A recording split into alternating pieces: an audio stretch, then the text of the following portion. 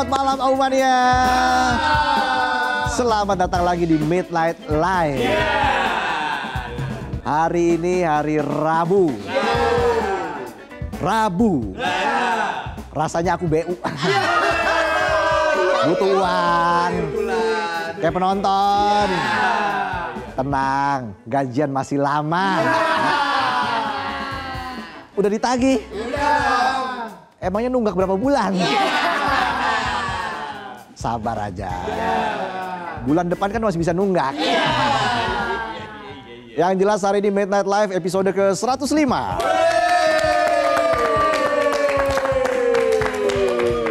Jadi langsung saja kita mulai, inilah Midnight Live.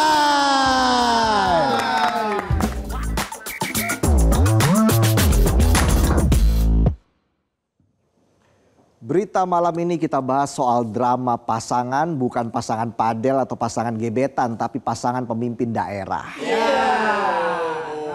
Yang kisahnya lebih ruwet dari ketahuan stalking mantan. Diskusi dicuekin, bikin kebijakan di ghosting. Akhirnya yang disorot bukan program atau capaian, tapi surat laporan.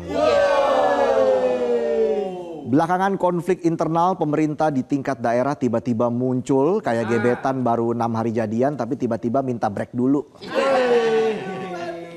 Padahal baru kemarin minta dibeliin es tebu. Es tebu pakai gula baru. Nah, konflik itu langsung jadi sorotan nasional. Setelah ada 2 wakil bupati Jawa Timur yang mengadukan persoalan serius di pemerintahan daerah masing-masing. Pertama, ada wakil bupati Jember Joko Susanto yang lapor ke KPK, Kemendagri, dan Gubernur Jatim. Katanya dia diabaikan oleh Bupati Jember Muhammad Fawait dalam menjalankan tugas pemerintahan. Udah kayak dicuekin gebetan. Tiap chat cuma di-read doang. Terus tiap ngobrol cuma di doang. Beb, kamu mau mie ayam? Boba mau boba? Wah, terus nih. Beb, kita nikah yuk. Ogah. Langsung bisa ngomong dasar korek warteg. Kedua, ada wakil Bupati Sidoarjo Mimi Idayana yang berencana mau laporin Bupati Sidoarjo Subandi karena Mimi merasa tidak dilibatkan dalam proses mutasi 61 ASN. Ibarat sepasang mempelai yang dipajang pas resepsi, giliran foto bareng keluarga besar mempelai wanitanya disuruh megang lighting. Gue cipratin bumbu kacang juga nih. Kan ada sate. Akhirnya kasus ini jadi ramai dibahas soalnya jarang banget ada pejabat daerah konfliknya buka-bukaan kayak gini. Biasanya kan konflik internal itu ditutup-tutupin ya. Biasanya. Kita bahas dulu wakil Bupati Jember Joko Susanto yang laporin Bupati Jember Muhammad Fawait ke KPK. Joko Susanto ngambek karena merasa diabaikan dalam menjalankan tugas pemerintahan. Nasib Pak Joko ini ibarat lo diajak pacaran, tapi nggak pernah diajak ngedate, nggak pernah diajak staycation, cuma jadi pajangan doang. Biar kalau ditanya pas reuni keluarga ada jawabannya. Udah punya pasangan? Ada, cuma nggak pernah diposting aja. Akhirnya Joko mengirim surat tertanggal 4 September 2025 kepada KPK, Mendagri, dan Gubernur Jawa Timur. Dia minta ada pembinaan dan pengawasan khusus biar prinsip tata kelola pemerintahan yang bersih bisa ditegakkan. Kayak cekcok rumah tangga, langsung lapor Pak RT, Pak Lurah sama ibu-ibu arisan biar sekalian rame. Kan harusnya kalau cekcok internal bisa diselesaikan pakai tepuk sakinah. Saling cinta, saling hormat. Saling jaga, saling ridho. Musyawarah untuk sakinah. Gitu dong penonton. Apalin juga ya. Jangan lupa. Biar keluarga makin harmoko ya. harmonis. Balik lagi. Minggu 21 September lalu, jubir KPK Budi Prasetyo membenarkan bahwa KPK memang sudah terima surat tersebut. Surat itu terkait koordinasi dan supervisi di Pemda. Udah kayak teman satu tongkrongan tapi nggak dimasukin grup WA. Langsung ngambek. Bukannya japri ke admin grup, dia langsung ngechat CS WhatsApp official buat kepoin grup. CS WhatsAppnya juga balas. Berisik lo. Pantes gak dimasukin ke grup. Dalam suratnya kepada KPK, Joko curhat selama 6 bulan perannya gak diakui sama Fawait. Padahal tugas dan fungsi wakil bupati itu udah diatur di pasal 66 Undang-Undang tentang pemerintah daerah. Kalau omongan Joko ini benar, bayangin 6 bulan gak dianggap. Ibaratnya nih orang nikah, 6 bulan tuh harusnya lagi mesra-mesranya. Kemana-mana berdua, suap-suapan,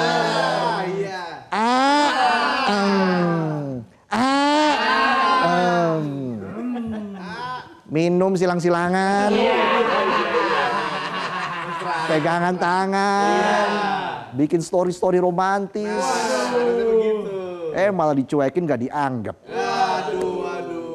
Pengabaian tersebut terlihat dari tidak dilibatkannya wakil bupati dalam proses perumusan kebijakan dan agenda resmi pemerintahan daerah. Ya ibarat pacaran udah serius tapi setiap ada acara keluarga nggak pernah diajak. Setiap ada acara keluarga nggak pernah dikabarin. Padahal tiap weekend ngechat, kapan aku dibawa ketemu ortu kamu? Kamu nggak serius ya sama aku?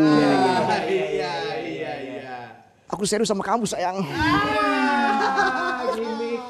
Cuma aku kan memang udah yatim piatu. Masa kamu gak aware sih? Akibatnya gak cuma sakit hati tapi juga berdampak pada tidak terlaksananya asas-asas umum pemerintahan yang baik atau AUPB. Pastinya. Jadi dalam laporannya Joko menilai ada 6 pelanggaran regulasi di Pemkab Jember. Pertama, pembentukan tim pengarah percepatan pembangunan daerah atau TP3D dirasa tumpang tindih dengan tugas dan fungsi wakil bupati. Pak Joko ibarat teman satu divisi di kantor tapi kepala divisi bikin grup lagi yang gak ada dianya. Nama grupnya All Star Anti Joko Joko Club. Kedua, tidak berjalannya meritokrasi kepegawaian ASN berpotensi rendahnya profesionalitas aparatur dan rawan terjadi KKN. Inspektorat juga dianggap lemah dan tidak independen dalam menjalankan pengawasan sehingga ada sejumlah ASN yang dipaksa mengundurkan diri setelah dilakukan pemeriksaan. Ini kayak sekolah bilang sistem ranking dihapus biar penilaian adil. Tapi ujung-ujungnya yang juara tetap anak wali kota. Yang ketiga, pengelolaan APBD yang tidak transparan. Kayak nemenin istri belanja di mall bawa banyak tentengan. Tapi pas ditanya, abis berapa mah? Sambil naruh jari di mulut. Gak usah banyak tanya, uangmu kan uangku juga. Tapi utangmu bukan utangku. Kata suaminya, kalau gitu gue gak bakal cuci piring lagi. Tapi ngomongnya dalam hati.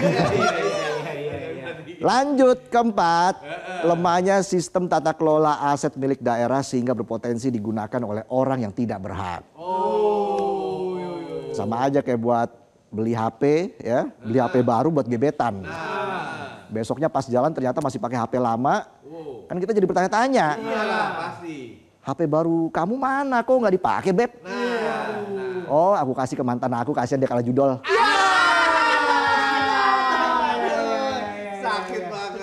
Kata cowoknya, kamu lucu deh beb. Aku tusuk ya. Tusuk gigi, ada cabai nyangkut di gigi. Yang kelima, koordinasi antara wakil bupati dan organisasi perangkat daerah terhambat sehingga adanya pembangkangan ASN kepada wakil bupati. Ya namanya konflik udah kayak abang-abangan kampus lagi slack, yang satu demen banget traktir ade-adean, yang satu demen banget kasih wejangan. Ya jelas lah pada ngikut yang suka traktir. Iya pasti. Gak peduli abang galak, yang penting kopi sama rokok aman. Benar banget, benar. Yang keenam, tidak direalisasikannya hak keuangan dan protokoler wakil bupati. Kalau ini ibarat udah nikah tapi uang nafkah nggak dikasih. Jangan ya Pak ya. Iya, jangan dong. Jubir KPK Budi Prasetyo bilang dalam pelaksanaan fungsi tersebut KPK berkomitmen untuk terus melakukan pendampingan dan pengawasan kepada pemerintah daerah dalam upaya-upaya pemberantasan korupsi. Salah satunya melalui instrumen Monitoring, Controlling, Surveillance for Prevention atau MCSP. Sampai muncrat. MCSP yang berfokus pada 8 area. Mulai perencanaan dan penganggaran, perizinan sampai pelayanan publik. Istilahnya ribet banget pakai bahasa Inggris, tapi intinya simple, mau ngecek biar pejabat nggak nakal. Kayak pacar bilang aku nggak ngelarang kok, tapi tiap keluar rumah ditanya kamu kemana, sama siapa, pakai kaos kaki apa, pulang jam berapa. Pasti. Jangan lupa foto Sherlock ya per 2 menit.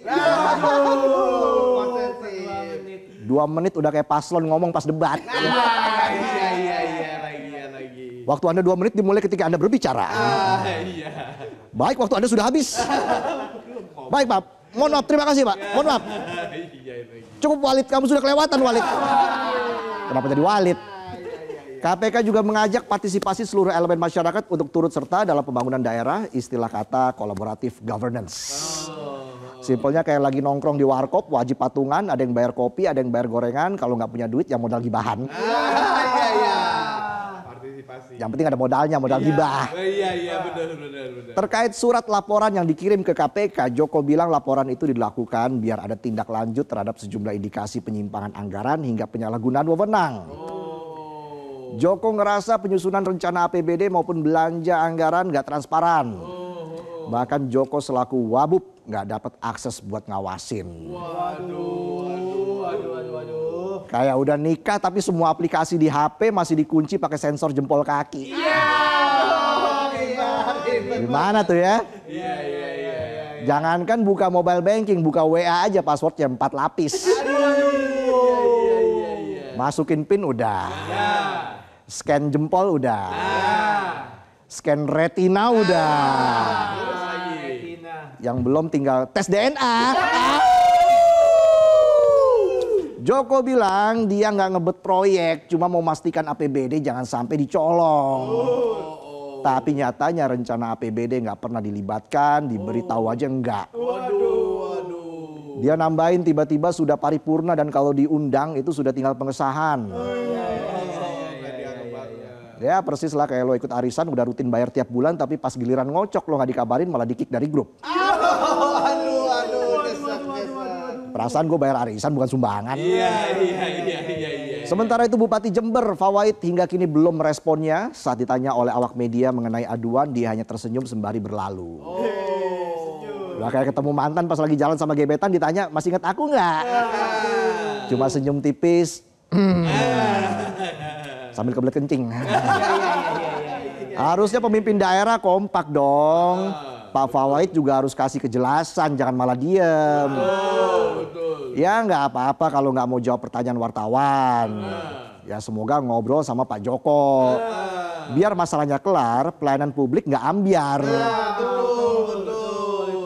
Jangan sampai situ yang ribut, pelayanan warga kalang kabut. Konflik internal yang terjadi level pemerintah daerah juga terjadi di Pemkab Sidoarjo. Jadi ceritanya Wakil Bupati Sidoarjo Mimi Idayana kecewa karena nggak dilibatkan dalam kebijakan mutasi dan rotasi aparatur sipil negara atau ASN yang dilakukan Bupati Sidoarjo Subandi pada Rabu 17 September lalu. Ini udah kayak lo renov rumah bareng pasangan, tiba-tiba pasangan lo ganti genteng, ganti cat, ganti pagar, ganti status Facebook. Tapi lo nggak dikasih tahu. Jauh amat dari renov rumah ke status Facebook. Yang nulis udah ngantuk kayaknya nih. Dalam pelantikan yang digelar di Pendopo Delta Wibawa sebanyak 61 ASN dimutasi dan dirotasi. Mulai dari pejabat tinggi hingga pejabat administrasi. Padahal menurut Mimi sebelumnya udah sepakat kalau pergeseran cuma buat ngisi 31 jabatan yang kosong di sejumlah organisasi perangkat daerah atau OPD. Minggu 21 September kemarin Mimi bilang kalau penambahan itu tidak pernah diberitahukan kepadanya. Padahal dia selaku tim pengarah dalam tim penilai kinerja atau TPK. Oh, bisa begitu. Ibarat diundang rapat jam 4 tapi lo dikabarin jam 5. Gak lihat.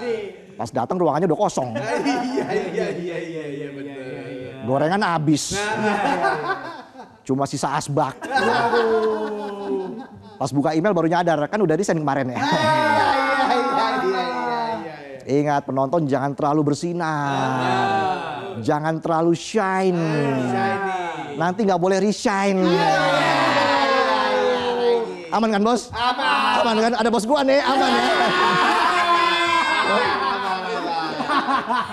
Mimi juga bilang kalau mutasi tersebut melanggar prosedur sebagaimana diatur dalam PP nomor 20 tentang penilaian kinerja PNS dan Undang-Undang nomor 20 tahun 2023 tentang sistem merit. Udah kayak di kantor, udah kerja keras, nggak pernah cuti, bukannya dapat promosi malah dimutasi.